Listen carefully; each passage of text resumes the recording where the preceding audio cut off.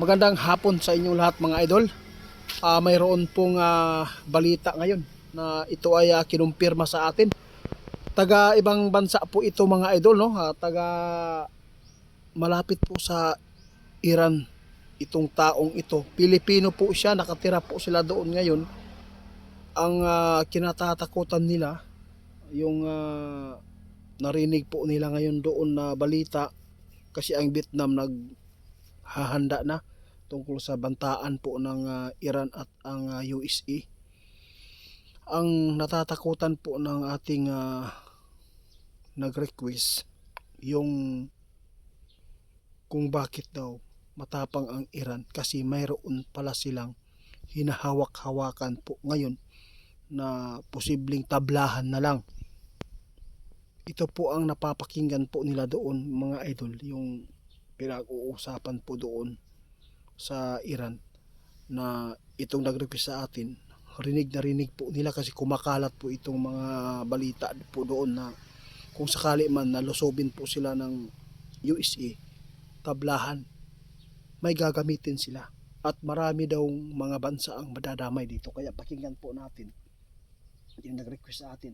Itanong natin sa ating kaibigan kung ano talaga ang kanilang nakikita, kaibigan. Yun po ang gusto kong malaman sa inyo kaibigan, tungkol po sa request po ng ating supporters, kasi malapit lang po daw siya doon sa Iran.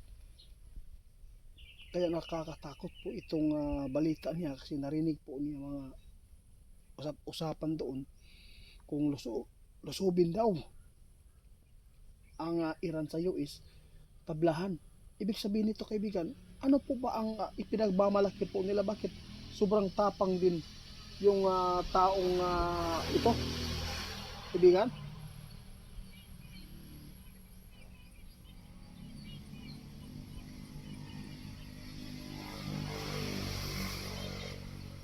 Na, sumuigingon mga idol. Sir, ito po ang sabi ng ating kaibigan, alam po ninyo. Kaya lagi po nag-a-update si kaibigan tungkol po sa pangyayari o mangyayari pa. Kaya ipinapahanda ng ating kaibigan yung mga tao dito sa ating bansa. Posibleng madadamay tayo kung sakali man na magkagirian na, kung mag-umpisa na sa kaguluhan. Totoo po ang sabi po ninyo, sir, na kung mangyari man na lusubin, may gagawin talaga ang Iran. Tablahan po talaga, tama po ang usapan po doon. Ito po yung paghandaan po natin mga idol, yung nag-request sa atin at yung sinabi ng ating kaibigan, no? Magkapareho po ang ano dito, nakita ng ating kaibigan.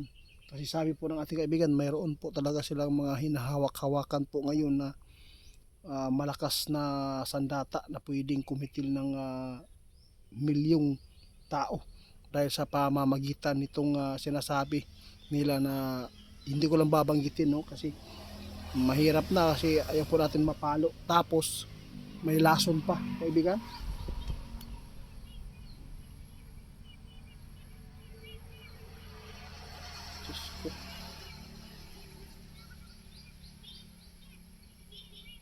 Salamat mga idol.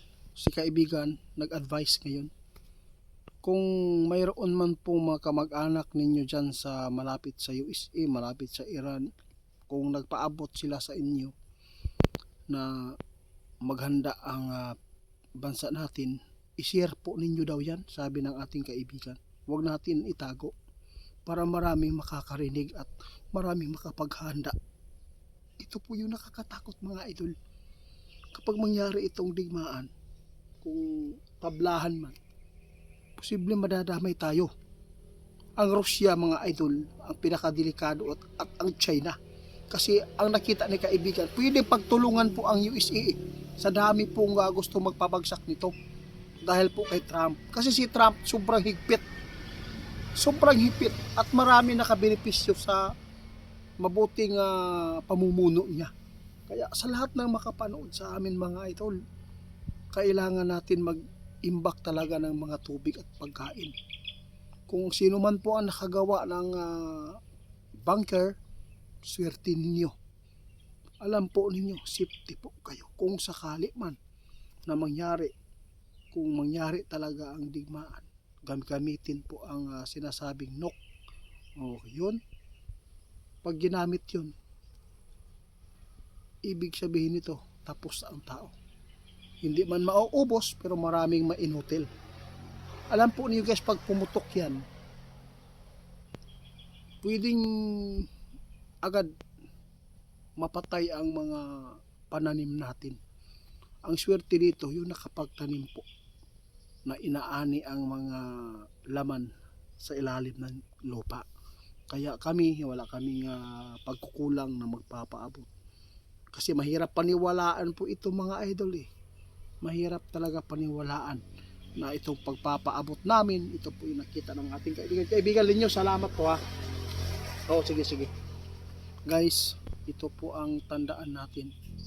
Walang masama ang aming pagpapaabot. Kaya nananawagan si kaibigan kung sino man po daw yung may kaalaman dyan sa ibang bansa ngayon tungkol sa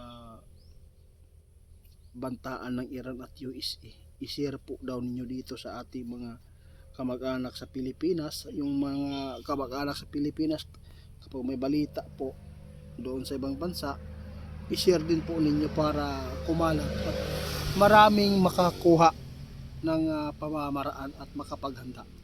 Guys, huwag nating kalimutan manalangin.